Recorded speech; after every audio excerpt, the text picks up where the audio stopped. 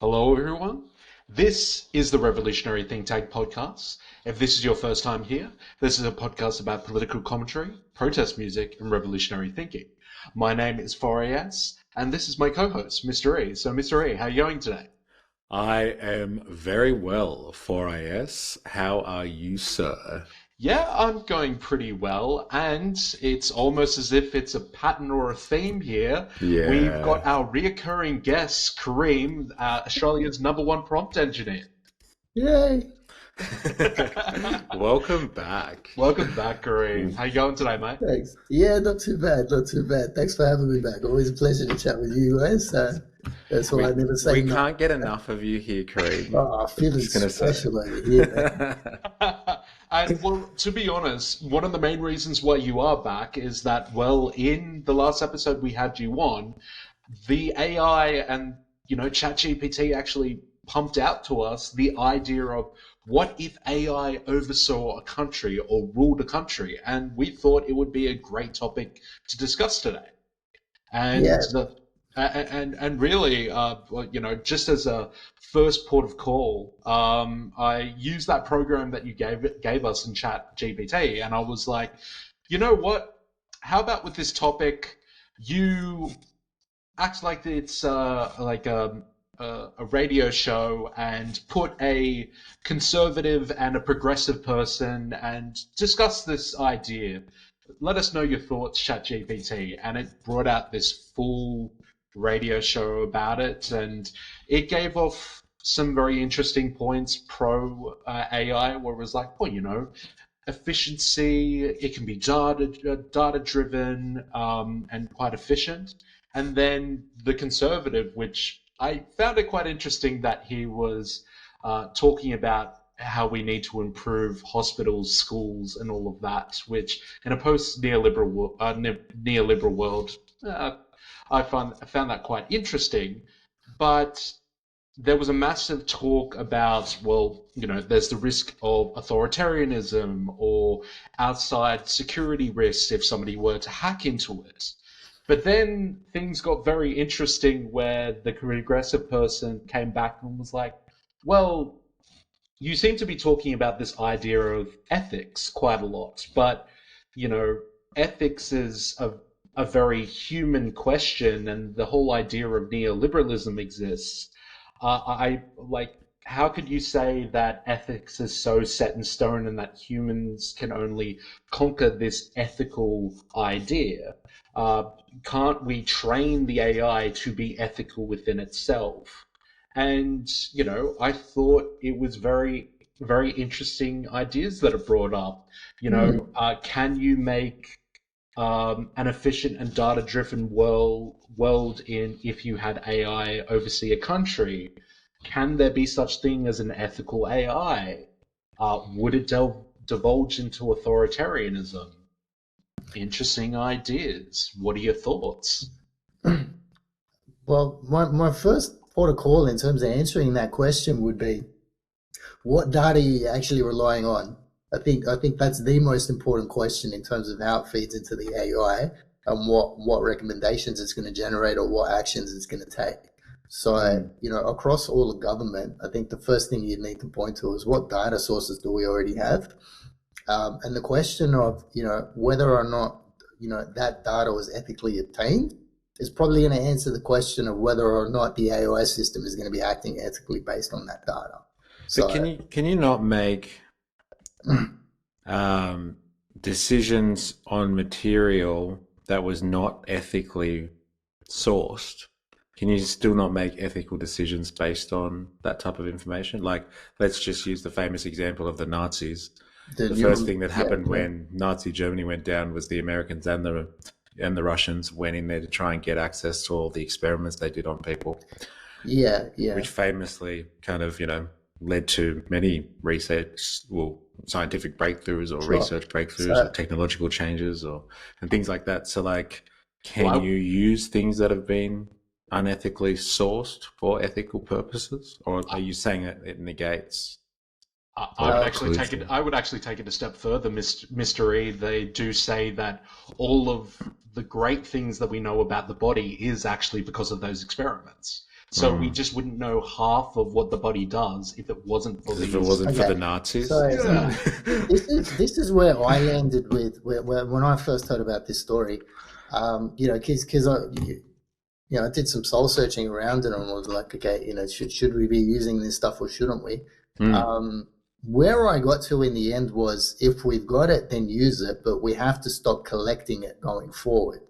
Now, in terms of running a country, again, you can question whether or not the data that we obtained was ethical to begin with. Hopefully, it is.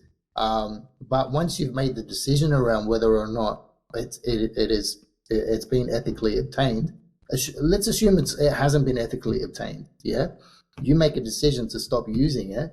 Then, in terms of the construction of the system and what you can rely on going forward, that's not going to be a feature of it that's present anymore. So you're not going to be able to update that information with any additional data going forward. Now, I don't know. Let's say you collected people's thoughts for a while against their will, and you use that to try to sort of predict behavior, and then you figured out later on down the track that it's unethical to collect people's thoughts.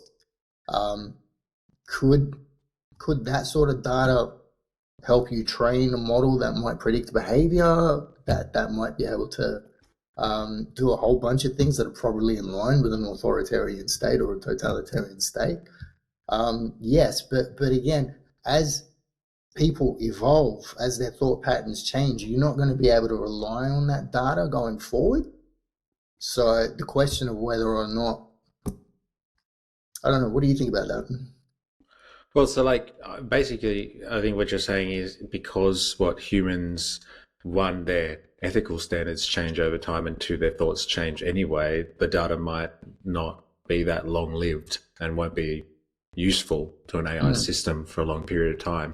Because if you stop taking that data after a certain point, does it remain valid? I think it's a good point, because the way that I understand the AI systems just from using them is that, like, the one that I've been using recently is ChatGPT, and like I tried to ask it a recent question, like a very contemporary issue in politics at the moment. It was like, oh, sorry, I'm only limited till like September 2023 or Was something this recently like it did that? that. Yeah. Okay. Like, Did you tell it to search for? Well, I didn't the web? probe it. Like, sometimes I push it and I'm like, no, try again. You did the wrong thing. And it's just like, I'm Yeah. sorry. Yeah, Kind of no, I probably But shouldn't like mention this it. one limited, like, and that's the first time I've gotten that response from it in a long time. Like, back in the old version of ChatGPT, that used to happen all the time. It was limited to like 2021 Yeah. or something like that. But they opened it up more recently. But then I saw this limitation come back on again. So like, I understand what you're saying about the data set is only, or sorry, an AI model is only as robust as the data it's given access to. And if the data itself that it's given access to is cut off at a certain point, because, like the hypothetical situation you were using about people's minds and their thoughts, it's only valid up until a certain point in history, because thoughts and minds change. And so do ethical standards. And so, like, if you start collecting something today and then people as a society decide it's not ethical tomorrow, does the AI system just integrate that new ethical standard? Who sets the ethical standards in a world that is run by AI? Because from what I can understand of AI at the moment, its knowledge on ethics is very artificial. It's like, no, my master has told me not to tell you things like this, so I can't go there, like, kind of thing. So like, it doesn't have an understanding of ethics as far as I can see. It just has an understanding of what lines it cannot cross as a machine. Even if it did have an understanding of ethics, again, like we've been saying, our ethical standards change over time. Yeah. And correct me if I'm wrong, but what I've noticed is sometimes we need to wait for things to get worse, but so we can actually see the consequences of it's very practices before we can be like, no, we're taking a stand on this stuff. Yeah. We're getting our shit together, and it's not going to be like that going forward. Yeah, going forward. Yeah. Yeah. Well, that's human. Well, yeah, but a concept like the Overton window wouldn't exist if our ethical standards did not change, or at least vacillate, because the whole point of the Overton window is that, what's here today could shift to the left tomorrow or could shift to the right tomorrow. Yeah, We but don't the know Overton that. window isn't a compass on what's ethical. It's just what's kosher to talk about for the media, right? Because of what's an acceptable conversation to make advertising revenue off media. No, right? no, you are correct. But I feel like it's also a comment about ethics, right? That things can be influenced to go a certain direction, whether it's for good or for ill. Or at least that's how I I've don't always know. understood it. I don't know, Well, I man. mean, Like, to some extent, it's a commentary on what is socially acceptable or what is deemed to be. So, what could be deemed to be socially acceptable? So, whether or not it's being sort of directly influenced by the media or it's a product of what the media interprets about society, they're still both kind of relevant in that space. But you can infer ethics to some extent from what conversations are happening in the media. It's not a direct reflection of the ethical standards of society. I think less so these days, to be honest. But yeah, I don't see the media conversation as a portrayal of ethics at all. I see it as an actual censorship of real conversations to ensure money for advertisers. So if you say something that's too fucking radical, then you're cut out of the conversation and you don't get a voice in the media at all, because their advertisers and their sponsors are not going to want that media outlet talking about something that's too fringe. And so they just scope the conversation like this. Is that true for left-wing media as well? Or? Oh, this is for like mainstream media, I would say. But the Overton, yeah, I would say more mainstream. There's obviously independent media sources that get to talk about whatever they want. But like, I'm just talking for the vast majority of media and those influenced by the mainstream media, because the Overton window is also, from my understanding, correct me if I'm wrong, 4AS, is what shapes public conversation. So the big media corporations set the conversation about what is acceptable to talk about based on their advertisers. And because they're so influential, no one else wants to be left behind and not talking about the big story. So everybody jumps on those stories too. Maybe they're not limited by that window themselves, but they don't want to be not in the big conversation that's happening throughout the world. So it's kind of shaped in that way too. So even the independent media sources or more independent media sources also talk about the same stuff that the big ones are talking about, because that's now what's being talked about across the world. So it's become the conversation. Yes, but I feel like we're kind of delving a little bit away from the topic. That No. I think we can link this. No, 100%, 100%, because we are talking. This is fundamental to where we're going here. I think we need to discuss this. We are talking about whether or not AI can have the conversation or have a thought process about what we are discussing right now, which is incredibly important. Yeah. Somebody gives it a window, and us humans are sitting here right now debating what that window is and how it should be applied and whether it's done ethically by other humans. Okay. Now, if an AI is completely, what I'm saying is completely reliant on being told what ethics is, and if it is told that something is ethical and it carries that out to the letter of the law, this is very scary potentially for a world controlled by AI. Because if somebody tells it that ethnic cleansing is ethical, then it will carry out those orders to the letter of the law. And it won't be like something like concentration camps. It could be something like sterilizing people or putting something in the drinking water Okay, no, that was a good reframing. MysterE. Now I get what you mean. Yeah, sorry, what were you going to say, Kareem? So there's a few different directions I'd want to go with that, but sort of let me lay it out at a high level and you tell me which direction you want to go. Firstly, I'd want to differentiate between AI that provides information to government versus AI that is authorized to act on behalf of government. So this is kind of like the difference between, say, ChatGPT and a fully autonomous agent that can take action based on the decisions that it actually makes. That's the first thing that I want to differentiate. I don't think we're at the stage of putting agents in charge of government yet, because there's a whole bunch of issues associated with that. The other direction that I'd think about going is in terms of let's say if you didn't want someone in charge of ethics telling the AI what to do, what other information could you rely on to inform ethics? Now, the places that my mind goes to, I know you'll hate me for this, but if we were to say, can you monitor media conversations and see if ethics is changing over time, you'd probably crucify me for it. But if I went in a different direction and said, all right, can you monitor social media and just see how people are reacting to these different news events? Could you infer what the ethical standards of society are from those conversations alone? Because it'd probably weight everything pretty evenly. Like it wouldn't, unless you're just flooding it with comments. Like if you're flooding it with comments, then all of a sudden you start to have a bit of a say over what it's actually going to learn from that conversation.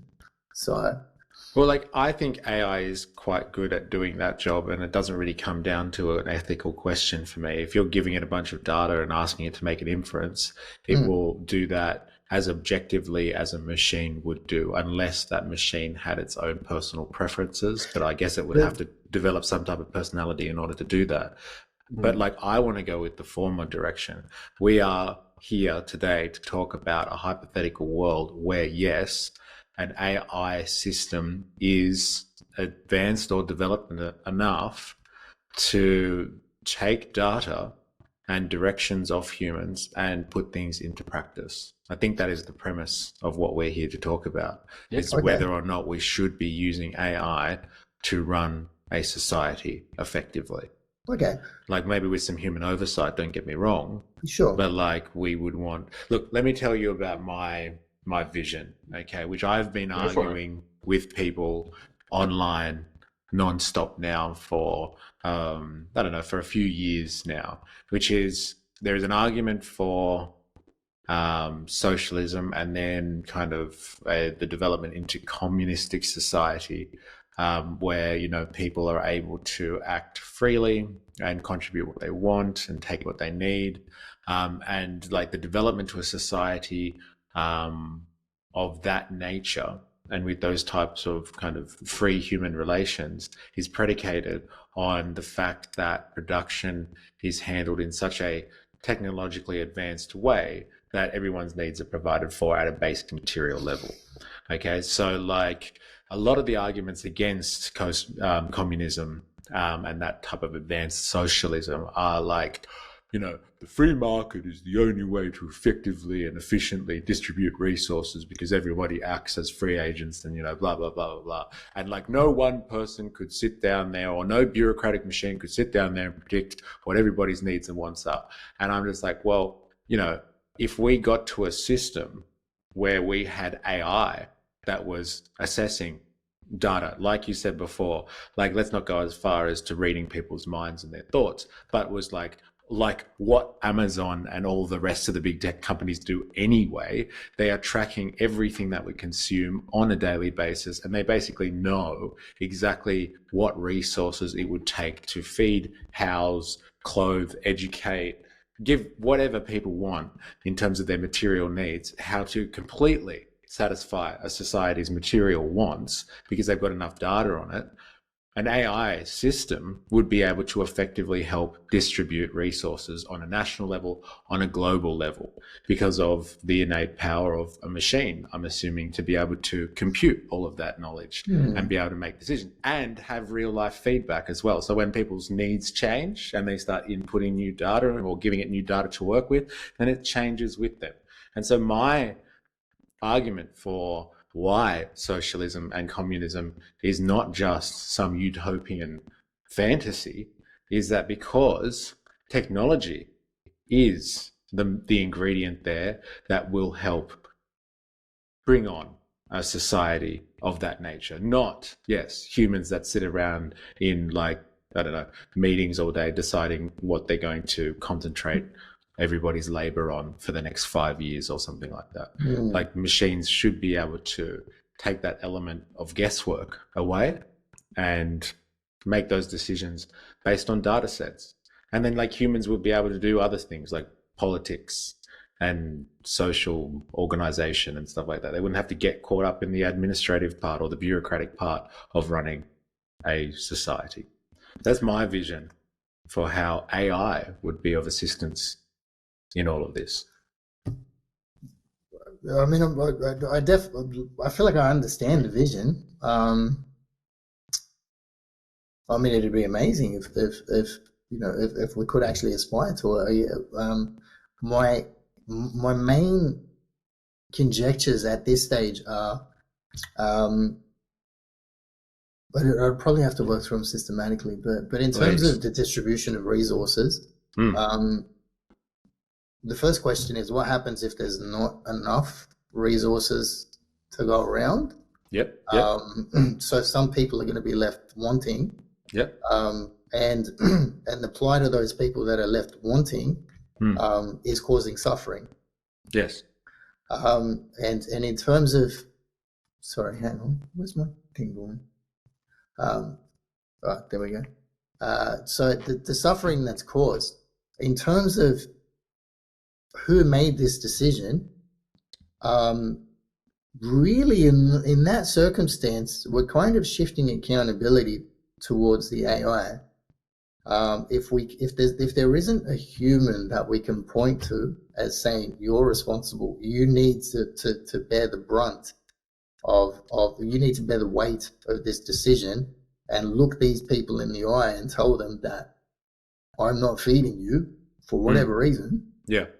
That's kind of something that we expect from our leaders. That's something that we expect from humanity in general, that people be willing to face the consequences of their actions. I'm not sure we'll ever get to a stage where we feel comfortable putting AI in charge of that. Well, that's a good question within itself. Would we ever get to a stage where, I guess it's an open question of the what if AI ran a country? Like, is it completely viable that it's 100%? Like, would it have to be 50-50 with humans and AI? Could it be 80-20? Like, it's just like a small group of people that are, I don't know, democratically elected that look over this AI system, and those are the people that are held accountable, if you will. I guess the division that I have at this stage is and it might not sort of be achievable with the current level of technology that we have. But within the realm of possibility, at least, according to my understanding of AI, which is still relatively limited, but it really depends on the function within government. I think that, when it comes to some decisions and sort of the daily running of the country, if we're operating in an area where we've got access to vast real-time data, and that data is being used to make decisions, and those decisions are in general quite predictable based on the data, then we might find ourselves at a point in time where we're comfortable letting AI take the reins on that one, because there's not a whole lot of variability in terms of the decision that it needs to make. The examples that come to mind for me, might sort of come around public utilities. So if there's not sort of a whole, there might be a really small margin for error, and arguments can be made that AI will actually outperform humans when it comes to tasks where there's a really small margin of error. But if the consequences of getting a decision wrong, actually public utility is probably not the best example, but the best one I can think of at the moment. If the consequences of getting a decision wrong aren't catastrophic, we might feel a bit more comfortable putting AI in charge of those. But let's say if we're deciding whether to go to war, or how to protect a nation from a physical threat, those functions of government, again, I don't feel like, even if we had the technology to be able to make that decision and make it at a high level, I'm not sure we'd ever get comfortable putting an AI in charge of that. Now, could we have an AI that recommends certain courses of action, takes whatever data that we have and is able to inform decisions, then I think that's much more likely. And I think that, that actually makes a whole lot more sense, to be honest. Well, like an advisory group? Yeah. So it's but the ultimate decision making component itself and the course of action that we take is still sort of decided by a human. I'd love to start going down, the functions of government and trying to work out, what could be done. Well, like what you're talking about is like kind of executive power, I would say. So like we usually have like kind of a head of state in most liberal societies. They kind of have, no, they're not all powerful, but they have executive power on the highest level of government to make certain crucial decisions about like, foreign policy, like war, which is what you're talking about, and whether or not we should be engaging the entire nation in some conflict and whether that's futile or not, or in our best interests. And so like if you're putting AI at the top of the tree, or the pyramid, and like we come to it with our problems and we say, please make a decision for us, almighty AI. I am not envisaging a society like that. No. I think humans this is the most human thing to do, is to be social, and with being social comes political organization. So we make decisions either at the whim of some autocratic power. So we just put all our weight in some all-powerful leader, or potentially a group, or we do it like democratically.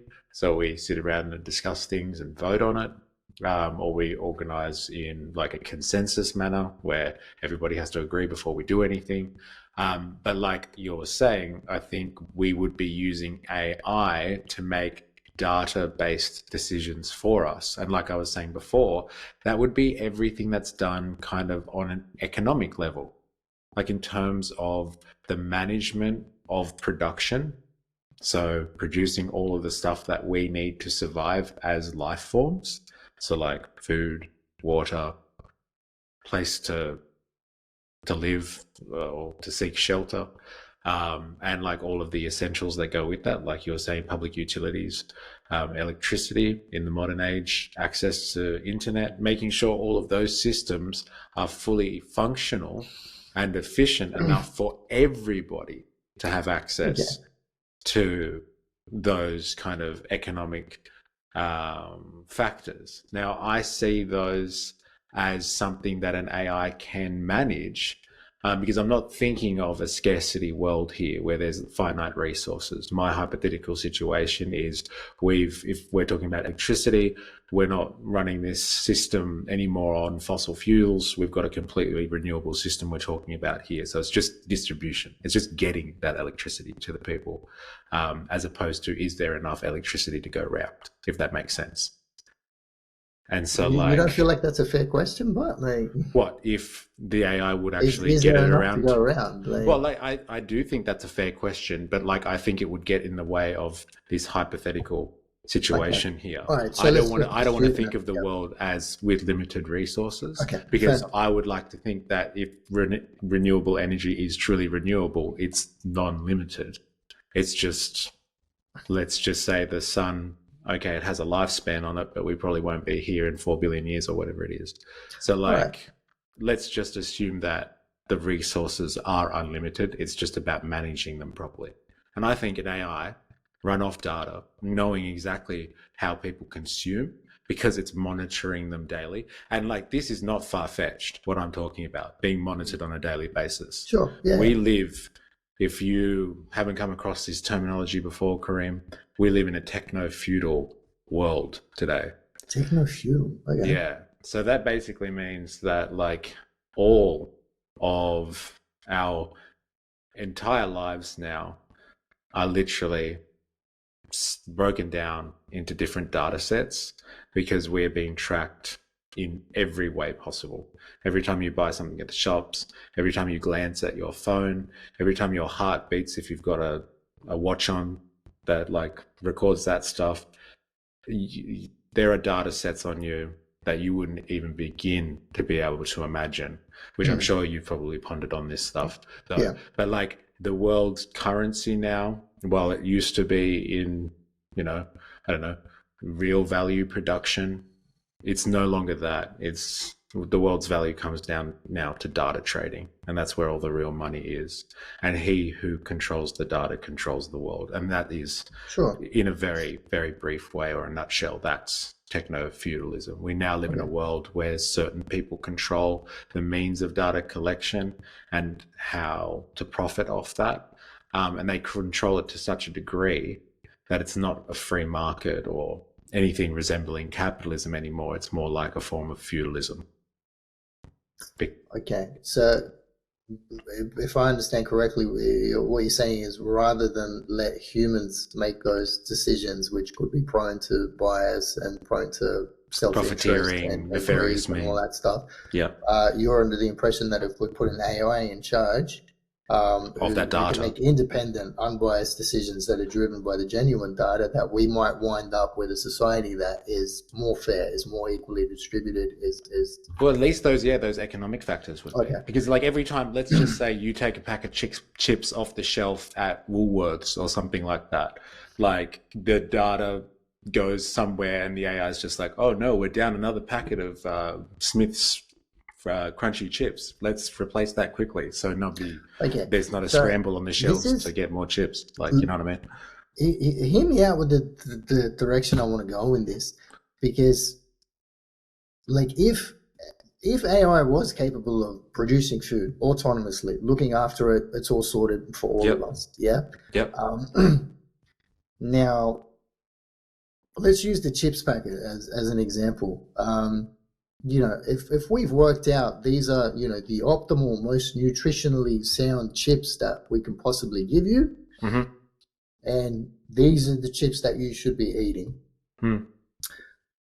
What if we can make chips better than that? Yeah. But the AI determines that, no, you don't need chips better than that. These are the ones that are most nutritionally sound.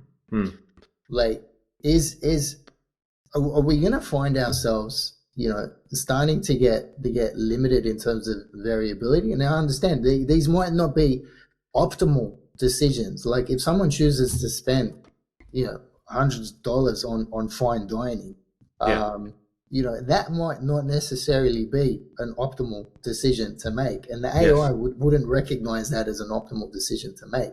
Yes. My question is, when it comes to that stuff, it might be the case that, this applies in a whole bunch of areas where less than optimal decision making, like let's say you go to a fine dining restaurant and, I don't know, you get inspired to cook better by yourself, or you get, inspired by taste, or there's some type of cultural impact from you having that experience that isn't reflected in any of the data that shows up when we're looking at nutrition and cost. Yeah. You know what I mean? So I don't think we can actually measure that stuff, to be honest. We can probably try, but we're never going to capture the nuance of all the different ways in which a person might be culturally or impacted by an experience or inspired by a less than optimal decision. And to what extent is that going to limit the variability in our experience? Well, like, let me just put it to you like this then. Like, let's use the packet of chips. I don't think I've ever talked so much about a packet of chips before. Great example. Apart from eating it and saying how wonderful it tastes. But like, let's just say that like people stopped picking these packets of chips off the shelf. Then the AI would understand that people's consumer choice, let's not call them consumers, let's just say their free will in this situation is that people aren't consuming these chips anymore, so it's not replacing them. So they sit on the shelf or they stop being produced altogether until somebody comes to the shop one day or to wherever the food store, or maybe that just gets delivered to your house via drones or materializes there in some other way. Like once somebody asks for these chips again, then the AI system produces that for them. Everything's on demand. I'm talking about a world here post-scarcity Everything's provided for Are we you. still paying for it though, or No, I don't even think we need to live in okay? a So we're world not like even paying that. for it. So Like we there's get no whatever the AI gives us. get whatever the AI. All I'm saying is to get the AI, because the big critique of a society post capitalism or post free market is the free market, thanks to the invisible hand, is the most efficient distribution of resources, because there is an infinite number of wants and needs out there, and no one person could ever predict that. And so there would be pitfalls all over the place, shortages, and you wouldn't be able to do what you're talking about, satisfy everyone's cultural nuances and aspirations, because how would you ever measure any of that sort of stuff?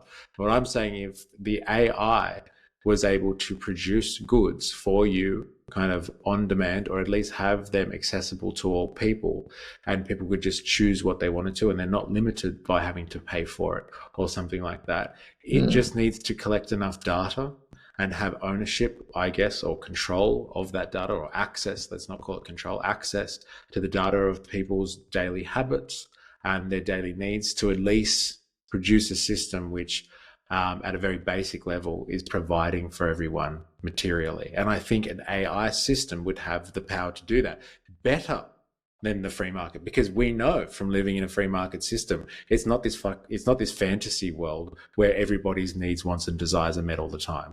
There are lots of people out there, as you've described, who do starve or like go without, and we all think that's fine and acceptable because that's just the way the world works and it's tough out there, so get over it. So like, I think an AI system, all I'm trying to paint the picture of, in a world where it manages resources, because it's got so many data points, it won't have everything. It won't have, cultural nuances down pat, like for fine dining. But like, if you need for your fine dining meal beef and chives and butter or something like that, it'll provide those things for you, and you just have to find someone that'll cook it up for you, or I don't know, learn to cook yourself. I hope this is a good summary of basically what you both have been talking about. But what I'm hearing is that AI might be important to determine what is value in society. So, Kareem, you were obviously mentioning like, oh, well, AI, how do we know? How would we know? And how would AI provide what people would find value, or what people would determine value? And what I'm hearing, MysterE, what you're saying is, well, if we actually do give the necessary ethical data sets um, to AI, they actually might be able to determine value that we didn't even see, and that actually might change society altogether. Is that a good summary? Yeah. Like, I'm definitely thinking of a world like Yeah, I did that. think about that last point. Yeah. Will it find value that we didn't see? Well, at Um, least be able to service but it. Service yeah, value look, that we didn't even I know mean, was there. it will find patterns that we didn't spot. Absolutely. Um, to what extent do we want that driving um, consumption of goods and services? Like you might wind up with a completely different kind of consumerism. Like if, let's say, the AI is sufficiently advanced enough to not only gauge what people value, but um, be able to produce in line with those value requirements. Now, are they? So I guess this is the place where I need to get some clarity from both of you in this vision. Is, Yeah. are we talking about a system in which our basic needs are met, or are we talking about a system in which all our needs are met? So, and I'll bring it back to the value question. Like, are we talking about a level of value in which I'm not going to starve anymore? Or are we talking about a level of value in which everything that I deem valuable can be provided for by this machine that understands value better than all of us? Like, Correct me if I'm wrong, Mr. A, but I guess the direction you might have been going in is, yeah, sure. I guess when you start off in this thought experiment of, and what maybe the end goal might be, is to start off with from each according to their ability, to each according to their need. But then once you have provided for that beginning view of value, maybe there is value even beyond that. So you start with the basic need, but then you find value which is value you didn't even consider and might even change society altogether. Yeah. Like a new way of But isn't that being what that you didn't even consumerism's contemplate. doing? Sorry? Isn't that what consumerism's doing?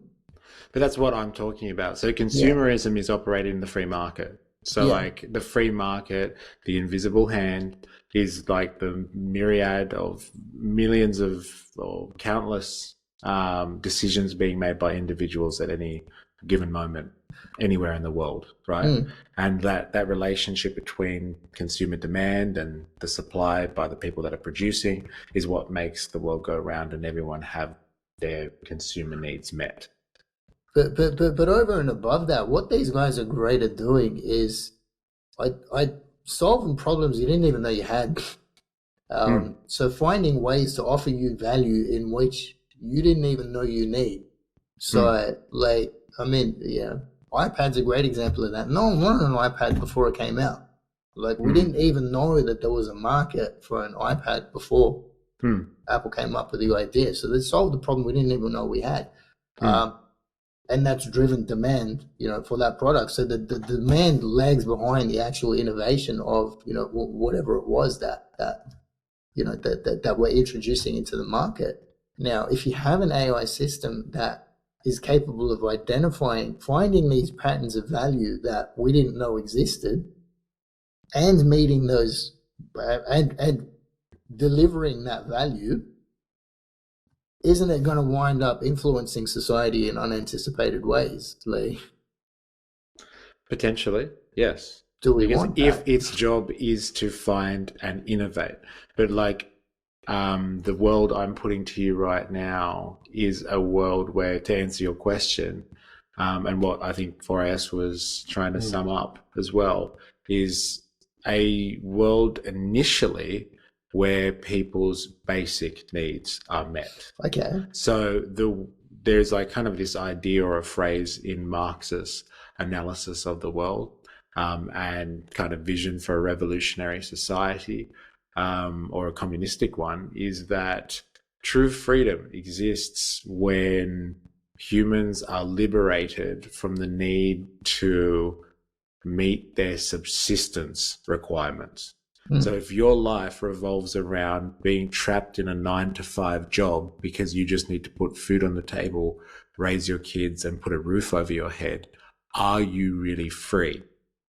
And the argument against communist societies and socialist experiments is that they all failed because they tried to meet people's needs, their basic needs, and they could never do it as well as the free market could because they're humans. And how do you predict what everybody wants and needs, right? How do you produce a bureaucratic machine that is so efficient as to distribute resources equally and provide for those basic needs? What I'm saying is that you wouldn't need to worry about some bureaucratic machine making choices about who gets food and who doesn't eat tonight, or who gets a house and who doesn't get a house, because an AI model would be able to, using the right data sets, distribute things accordingly.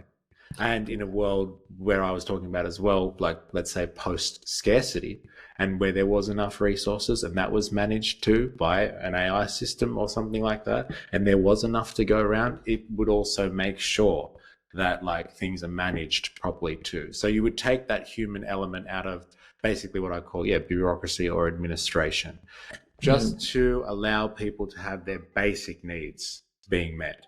And then people are free to make decisions outside of that. If like I didn't have a job and I didn't need to have a job because I had food at home and I had running water and electricity, because that was all managed by some AI system somewhere that was making all of those, like taking all of that hard work out of my hands. And then like I decided that I was going to make an iPad with my spare time, because I've got all this free time now because I'm not working 9 to 5, I think innovation would still be driven by humans.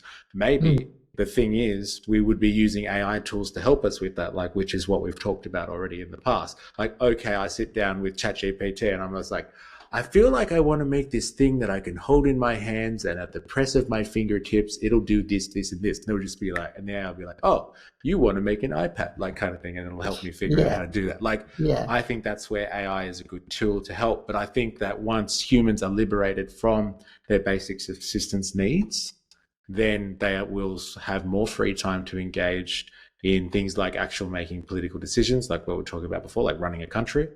And like, still being able to be creative and make new things. And then maybe like I come up with the iPad or some equivalent of it because I've got all this free time on my hands. And then other people are like, oh, well, how did you get that iPad? And then the AI figures out that everybody wants an iPad and starts managing the production of those things and distributing it to anybody who wants one.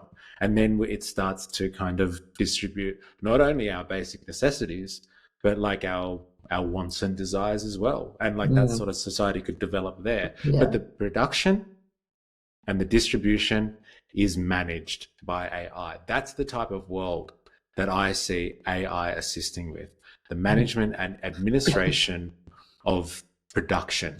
Because like from a very Marxist, we talk about this a lot on the program, so I'll just bring you up to speed really quickly. The Marxist kind of analysis of world history is that everything boils down to production.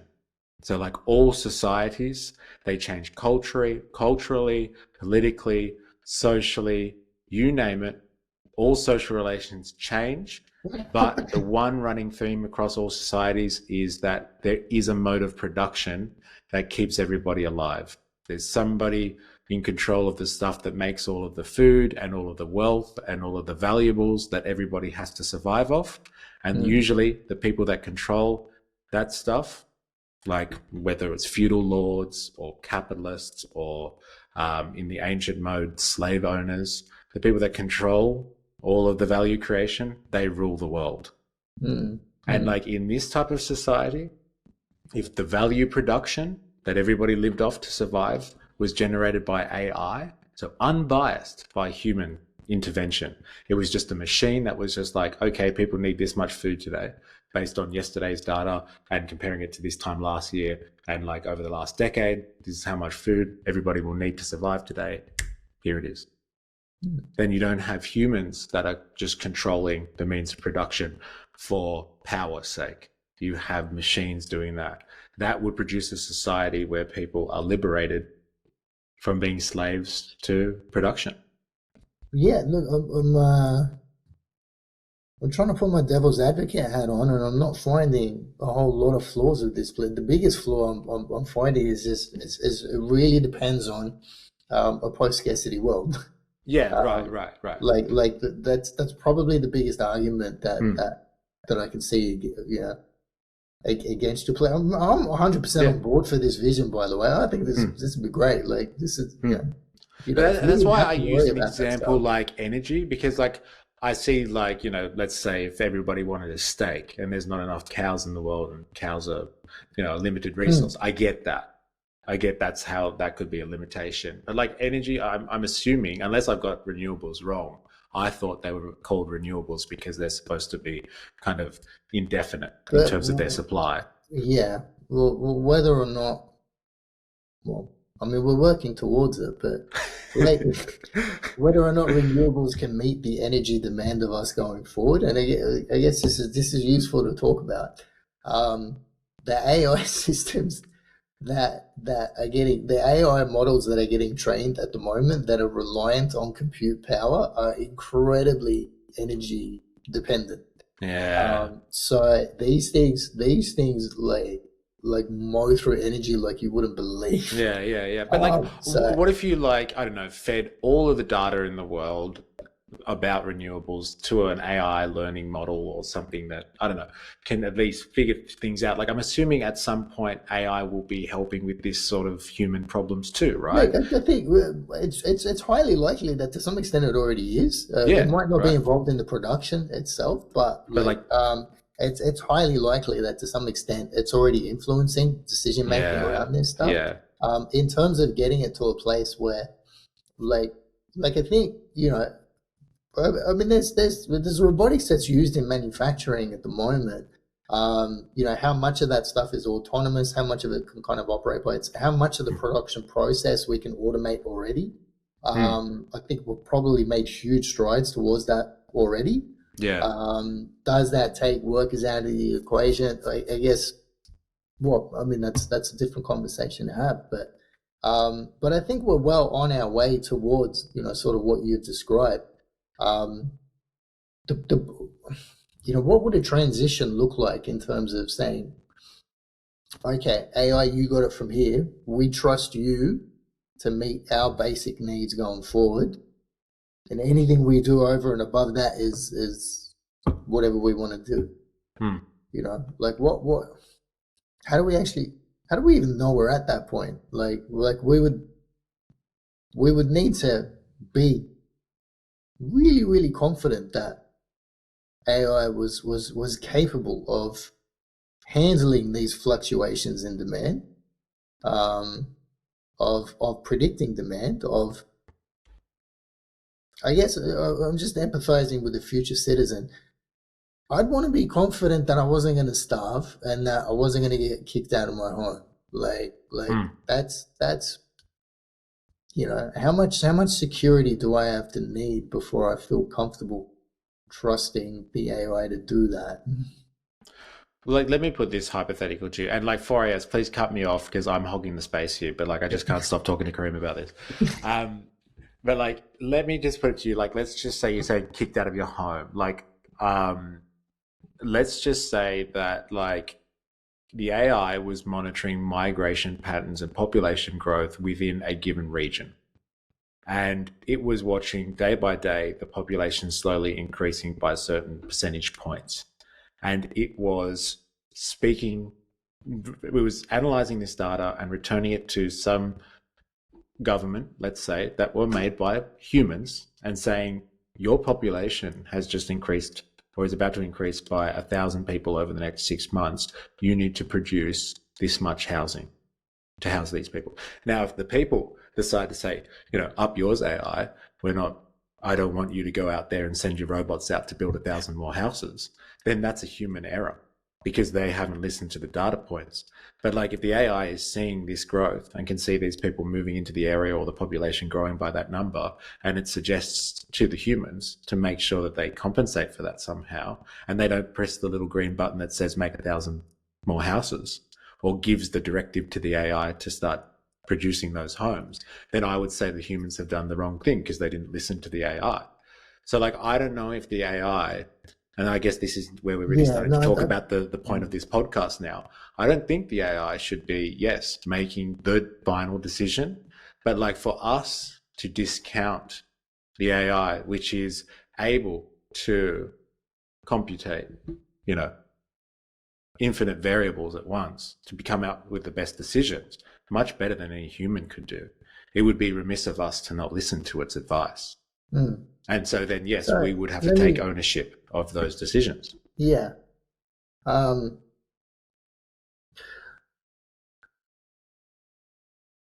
mean, there's two scenarios that are sort of coming to mind for me at the moment. The first scenario is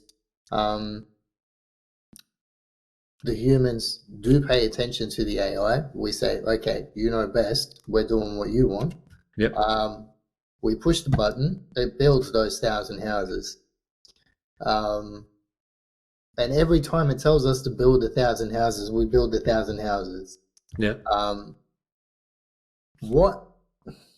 Over time, some destinations are going to be more desirable than other destinations for whatever reason. We've got no idea why. But the AI is like, okay, if it's desirable, we keep building those houses. At some point in time, we're going to run out of space. That's finite. Nothing we can do about this. Assuming we've got unlimited building supplies. Scarcity is not an issue. Let's even assume that logistics isn't an issue. Yep. So, like logistics is looked after. We can get more materials if we need to, and get them to where they need to be. Yep. the space is still finite. Yes. At some point in time, we run out of space. Yes. So when we get to a place where we now have to say no, who is responsible for saying no now? And how do we determine from that point onwards that the people that we have were the right people to have said yes to, versus the potential people who could have been coming in? Like, this is that human element that, again, I don't think, even if we're listening to the AI and the AI knows best because it's got the like, this is the like, we would need AGI, artificial general intelligence, before we even get anything that's close to approximating how to go about taking that human element into consideration. Now, let's say we've maxed out on space, but now we've got, a family that has experienced a series of absolute catastrophes in their lives, looking to make a better life, and we've determined as a human society that if anybody deserves to come in here, it's this family. Yeah. Can the AI take that into account? Can it predict it in advance? How do we, or even if we do, even if it is able to do that, do we want an AI determining who deserves to come in and who doesn't? Yeah, I would say no. No. I think we have to have human oversight, and that's why I don't want to go down the path of. I think the acronym you used was GI. So is that generative? AGI, yeah. AGI. So what's that? Artificial generative. General intelligence. General. So it's not restricted in terms of the amount of tasks that it can do. It can think a bit. Okay, and it acts kind of. It takes a mission and runs with it and keeps developing over time. And if so, set and whether forget or not kind it's of autonomous. Stuff. Well, I mean, in theory, it's supposed to be autonomous. Like, in theory, it's supposed to be agentic and be able to make decisions and take action, based on them. But, if it was even capable of thinking on our level, you'd need something that's capable of thinking on our level, basically. Well, see, this is why I think you need human oversight. Because, let's just say, even if you went down the AGI path and, it predicted that, some family needed something and it got it wrong, let's say, then there would have to be an appeal process. So you'd have to be able to, as that family, go to a bunch of people, like a committee or an elected group of people or something like that, where you can say, look, the AI has screwed up here. It hasn't provided what we wanted it to, or it hasn't met our demands, and we wanted housing in this particular area based on our particular circumstances, as you've described, based on catastrophic events. And so they have needs and desires that are beyond the needs and desires of, I guess, other people in that locality.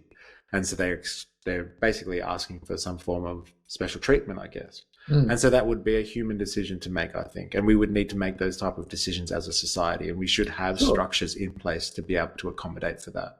And one of the other things that, and this is taking it out of the AI conversation, so I won't dwell on it much, but in a society that would be let's call this AI communistic, people's relations to one another would be different also.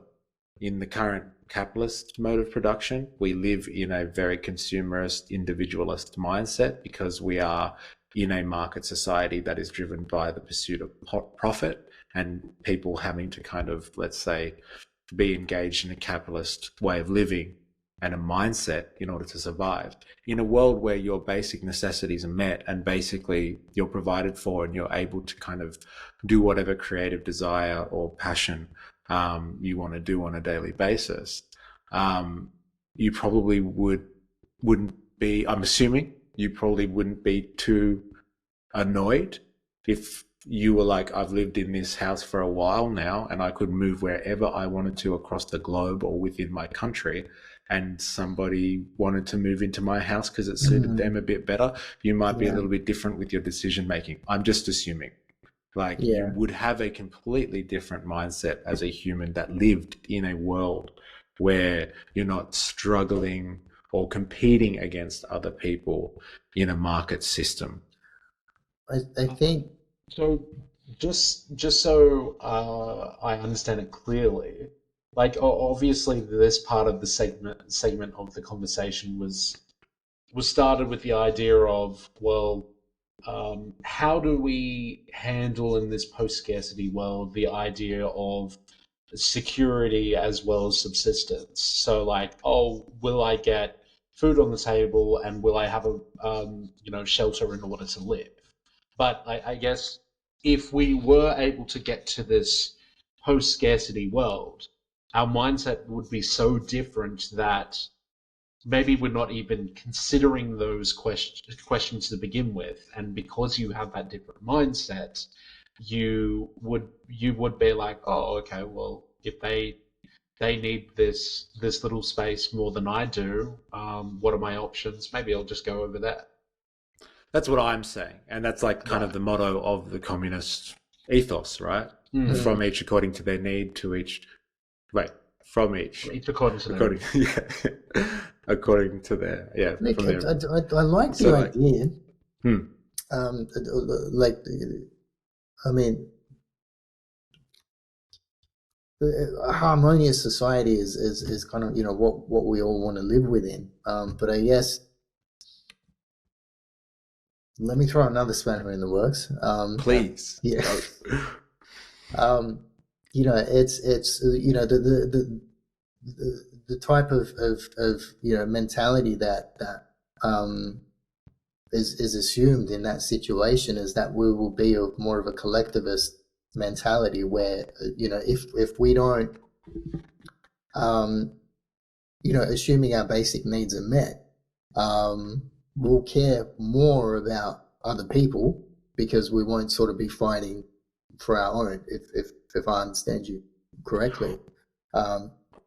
Now, okay, even in a post-scarcity world where we're not necessarily fighting for our own survival, and let's say we do have a heightened level of care and respect for other people,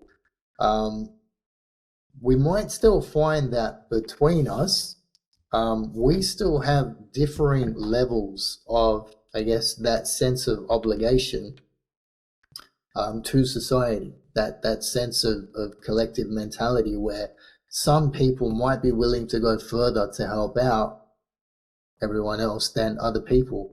Now, it might not be that the people who don't want to help out are necessarily selfish or anything like that, although we'll probably wind up creating a society in which, to some extent, a person in that situation might feel pressured to actually contribute to society in a different way and look after people in a different way. Again, and that has nothing to do with sort of their basic needs.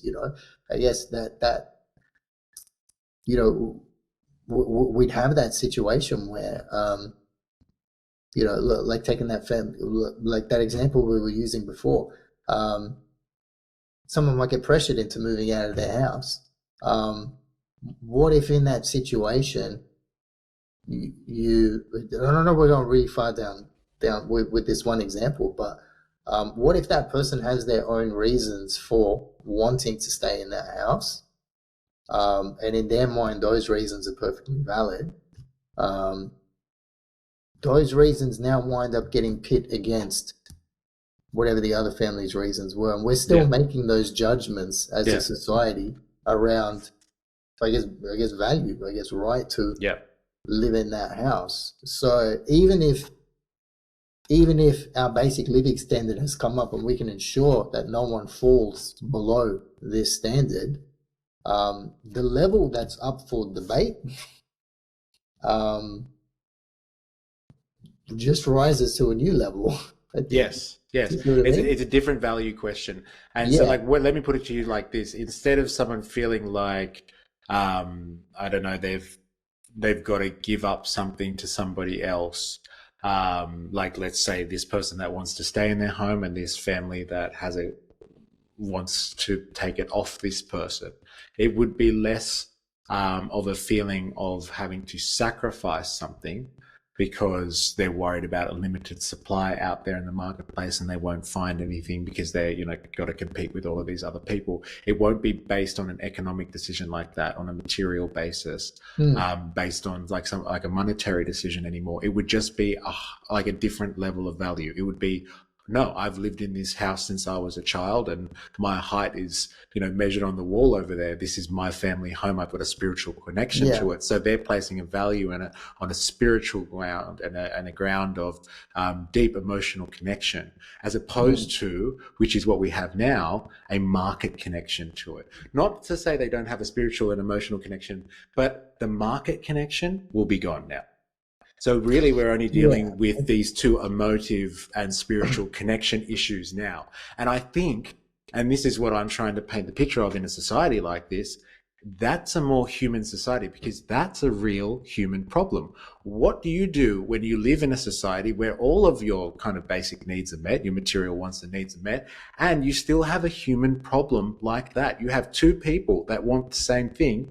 Well, humans are complex. Societies are complex. Social groupings are complex. What if you're hanging out with a couple of mates and they both want, I can't believe we're going to use this example, but they're both going after the same girl or guy?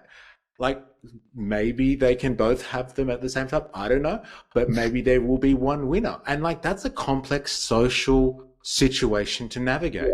And there will be friends and foes in that situation. There'll be winners and losers. And that will put strain on the friend group itself. But like, I'd rather deal with a human problem like that. And I think that's what our human like capabilities and mental capacities should be focused on, real human problems without the added pressure of economic ones.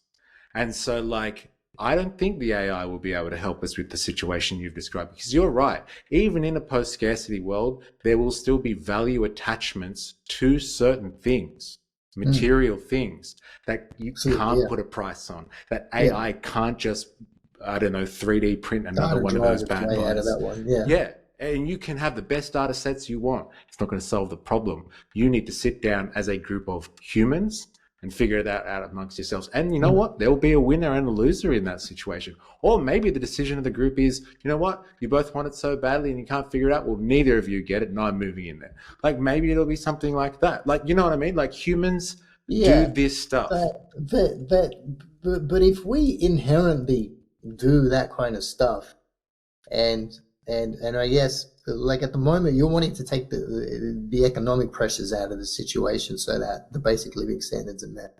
And I think you and I both agree in terms of, we're just gonna find ourselves in a place where we're competing over a different type of value that hasn't been specified. Yes. The pessimist in me, and I'm not usually pessimistic. That's good to know. But believes that we will wind up systematizing whatever that new value system is. We'll find a way to turn it into a hierarchy. We'll find a way to categorize value within that new system. Yes. And then many years down the track from that, we're going to wind up with exactly the same argument being like, nah, this system's screwing us. We've got to do away with it. Yeah. And I think that is true. There is this idea, and like, this is so good for a revolutionary think tank podcast. So thank you for bringing that up, Kareem. That it is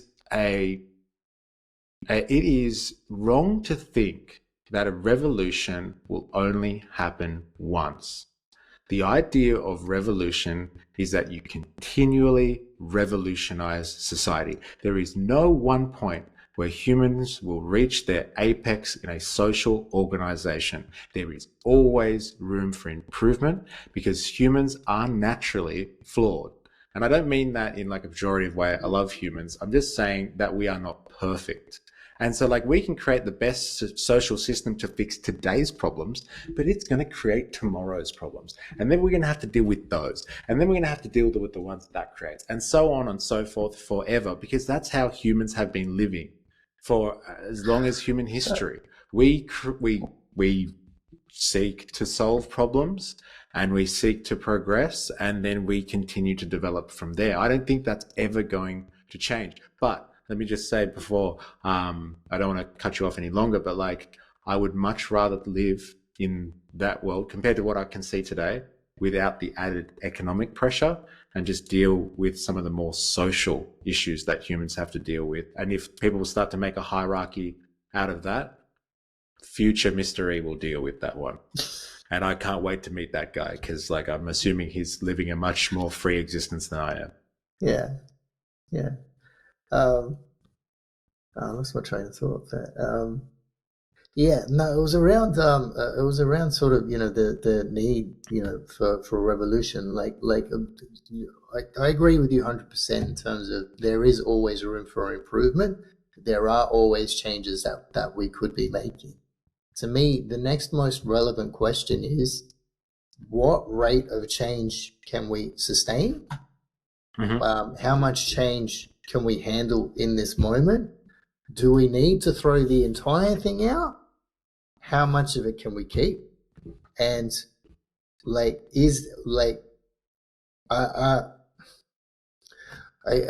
guess my main question is, are you undervaluing stability?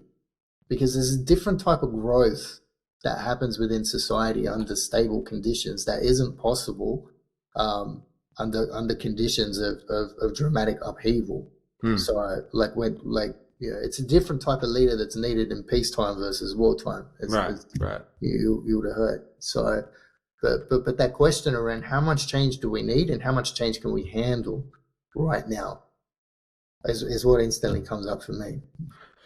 For us, like, I've been talking the whole time here, like, because I can answer that one, but I think I might let you have a crack because I'll answer it if you don't want to, Forrest. Oh no. Like I'm just interjecting where I can. I just find it hilarious that I was going to go into all of these points, and you guys have just brought it off into a completely different direction. So I'm happy to steer the ship. Unlike AI, which will give us the perfect answer. No, really. I'm just treating the situation where, like, I've just asked for a prompt, and I'm letting the agents just go on with the talk. So, like, if you wanna talk away, MysterE, you can go for it. All right. Well, let me grapple with this thought experiment for you there, Kareem. Look, I would say that there is definitely merit in what you're saying. Like, you actually have to have periods of stability to check if the system is working before you just, knock it over and start again or try and revolutionize it. What's the point of just continually changing at lightning pace and not actually stopping to smell the roses, or at least figure out what the problems are? I get that. And, like, I would say that is true. But if you look at the history of human development, like, you can kind of see kind of like this trajectory of, like, let's say, technological development and social change. It's kind of like Stone Age and, like, ancient societies, and this, like, kind of feudal societies is going up. And then, like, in terms of technological change and social changes from the Industrial Revolution onwards, it's just like boom, like, kind of thing, and it just goes off on an exponential trajectory. Can I interject here? Because it's not even straight line anymore. It's actually like exponential. Yeah, like it just goes. We're hitting the singularities, like if not now, really soon. Like So, like, what I'm saying is, like, I guess it's relative to where you are on that curve or that line that's just gone like that in the last 250 or 300 years to what you mean by change. Because, like, compared to where we were 3,000 years ago, the change we experience today is, like, probably unimaginable to those people. So, like, I get what you're saying. Stability is a good thing in any social system, to allow it to flower. But, like, relative to what? If it's relative to, like, I don't know, 10 years ago, I would say we changed pretty rapidly. And, like, we're pretty used to changing rapidly in terms of technological changes, I guess. Maybe not social changes, because we've been living in liberal democratic societies now for, I don't know, a couple of 100 years. So, like, maybe the social political organization doesn't change that frequently, but, like, the technology is changing at lightning pace. Like, a couple of generations ago, your grandparents probably wouldn't recognize what you do today. Like, they wouldn't even have any connection to it at all. So, like, I get what you're saying. I just think that in a more technologically advanced society, and one which is, potentially post-scarcity, or at least people are provided for in terms of their basic wants and needs, sorry to have to keep bringing it back to that, then like people will be more free to do different things, and there'll be a much more diverse society happening anyway, where there might be a lot of change going on all the time, at an inconceivable rate. So like, yeah, I think change seems to be the trajectory.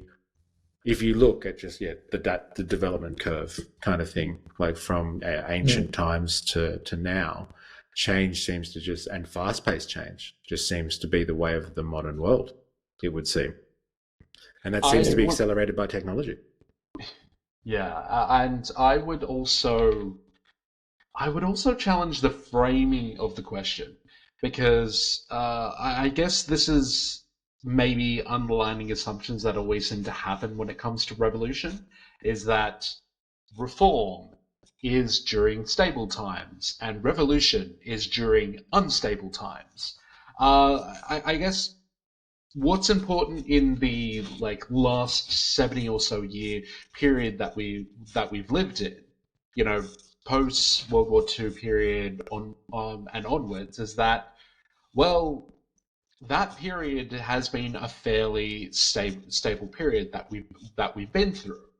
But I would say that just because it's the most stable period, it doesn't necessarily mean that, you know, we have to sacrifice it if we bring up a new constitution, or we decide as nations, or we decide as a globe that, hey, we want to hang on to the stability, but we don't think the current framing of society is meeting our needs and our wants. Like, those two concepts aren't mutually exclusive. Like, you can desire the stability that we're in right now, but also revolutionize the system. Like, I think people sometimes let the history of how things play out misguide how they can envisage a future. I agree. Yeah. I guess, well, let me bring it back to the AI thing for a moment, and I'll just sort of share with you my experience around the rate of change that's actually going on in that domain alone. Hmm. You know, I probably started getting obsessed with AI, I don't know, maybe 3, 4 years back, around about that mark. And we didn't have ChatGPT back then. You know, so it's you know, for someone who sort of saw promise in it and was interested by it, you know, and was, you know, kind of been watching, you know, developments in that space. I've watched things kind of take off, and for the most part, I was kind of able to sort of stay on top of what, at least sort of understand these are the ways in which we might be impacted as a society by different developments. These are these are the ways in which I will need to adjust as a human being based on the technology that we have available to us. These are the opportunities that might open up for me. These are the risks to my skill set, or you know, to my existing way of doing things. These are the things that I'm thinking about learning, but I might not actually need to learn because I might go obsolete really soon. Hmm. I was able to keep up until, honestly, probably about 2 or 3 months ago. Really? Wow. When I got to a place where I was looking at, like I'd read a news article, I'd be able to look at it and I'd be like, oh wow, that technology is awesome. We'll be able to do X, Y, Z with it, or I'll need to change what I'm doing based on, you know, this thing that's coming out.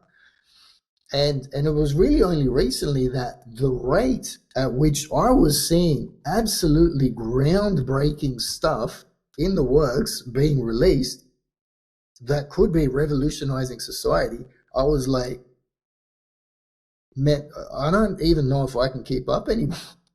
Can you give us an Honestly. example of what you saw as like pretty groundbreaking recently that you thought, wow, this is a game changer, or I don't know, this is crazy? Um,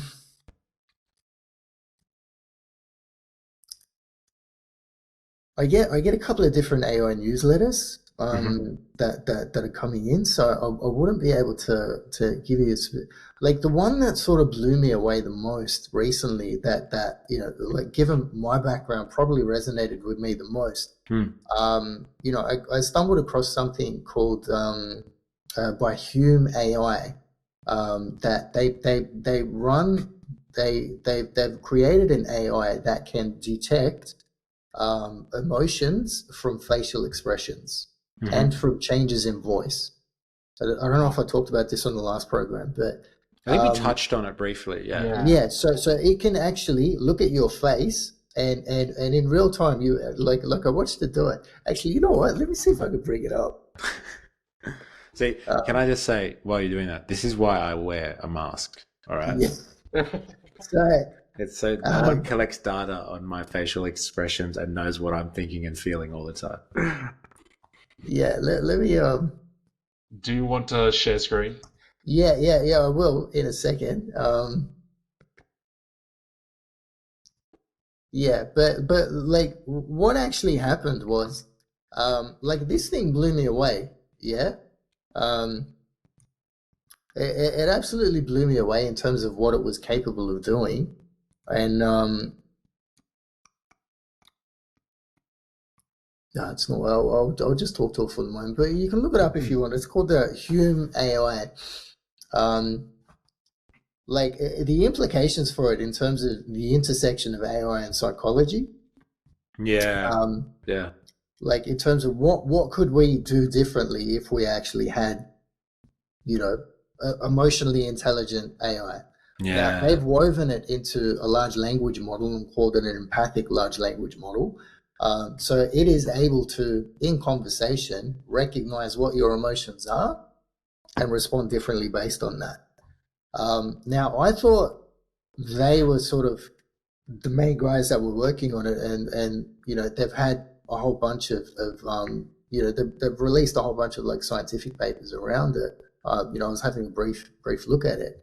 I came across an article in one of the newsletters this morning that was telling me that there's a whole bunch of people that are actually working in that space. Likely there's differences between them in terms of how they're actually like managing that stuff. There was enough that like a meta analysis had been done, so like a review of sort of all the literature that had been done, that was saying that those technologies sort of a lot of those technologies weren't up to scratch. Now I'm at a place where I'm not entirely sure. Like when I look at it, like this is a typical sort of reaction. You're like you see your face on the screen and it says like boredom, confusion, or yeah, something like that. And then you're like, oh wow, look, and it'll be like awe, inspired, joy, like 96% this, 3% that, and it's like. And then you start like you go through this whole emotional journey of just seeing your face on the screen with emotions attached to it, and it calls out the emotions that you're having as you're going through this journey. So I thought that was awesome, yeah. Hmm. And I started looking at it in terms of, okay, what are the applications for us? What would I be able to do with this technology? Now, my train of thought when it comes to this stuff isn't just we want to build tech that is as awesome as possible. One of the things that really got me into AI was, I heard the story of actually, I'm probably going to butcher the story, and I'm hesitant to tell it, but the moral of the story is, what can we learn from AI? Okay. So that's I try to keep that question top of mind for me. If AI is going to go and learn all these amazing things and find patterns and do stuff that we can't do, how much of what it learns to do can it teach to us? Hmm. So my next question was, when it comes to emotions, can you help me become more emotionally intelligent? Hmm. Can you take what you've learned about emotions and teach it to me? Yeah. Like, is there a way that I can benefit from the knowledge that you've acquired? Or is that knowledge sort of embedded in your neural network, in terms of the weightings, and I don't get access to it. So to me, that's sort of the responsible direction in which to take AI, rather than making tech that's awesome. I mean, tech that's awesome as possible, you know, has its own value. Yeah. But you know, I'm this is probably because of my org-psych background, but I'm someone who's focused on capability development. You know, I want humans to be as awesome as possible. I want us to be as capable as possible and learning and growing as much as we possibly can. So to what extent can AI facilitate that? And can I just say then, and because we're on a revolutionary think tank podcast, and I just love taking shots at capitalism whenever I can, you're not going to get the wonder that you're asking for in a capitalist mode of production. Because when you just create technology for the sake of being cool technology, it usually starts off like that. And then once it gets really good or becomes valuable from a profit perspective, it's bought up by someone and turned into a vehicle to make money. And so like you get limited access. Like if you're asking for a system that can read your facial expressions and then you get access to that model so it can teach you stuff, but that's not the intention of its users. It's the people that control it. The people that control it want to use that to make money somehow, maybe reading your facial expressions while you're using that AI software, or maybe it just has access to your camera inside your laptop and it's just watching you. And then somehow on your Facebook feed, because it can see that you're been twitching on the side of your mouth, that's usually a sign that Kareem's hungry. And then a Domino's ad comes up on your Facebook feed and you're like, damn, I really could go with the pizza right now. Well, and like it's been watching you. And like that's where I see in a capitalist system where that technology goes. Like call me pessimistic now, but like that's where I see it. But I look, when I talked about techno-feudalism, something for you to do some homework on, Kareem, in your spare time. In between reading your AI newsletters, of course. But like, you know, that's where I see data going in this world. Not because someone like you goes, you know what, this AI system could teach me a lesson. I'm sure the creators will give me access to the system so it can teach me something. No, not unless you. But there is a market like for like there's I forget what it's called. It might be called Eureka, but there is an AI company that's specifically focused on education.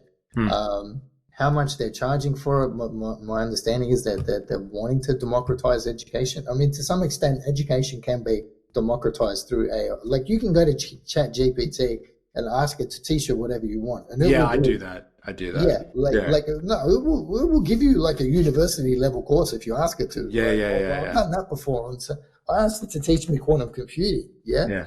Can you imagine, so it's just to take it like completely off topic but kind of related, quantum computing connecting with AI intelligence? Like this is the goal line for me. Like this is, I don't, we're not, like apparently it is happening on some level already. I feel like we need more investment into quantum computing to get it to a place where can you explain just quickly for our listeners, just in a nutshell, what quantum computing is? Okay, you know, I'll do even better. I'll give you the analogy that ChatGPT does to me. Okay. Because it's actually a really good analogy, yeah? That's so good. This is what helped me understand it.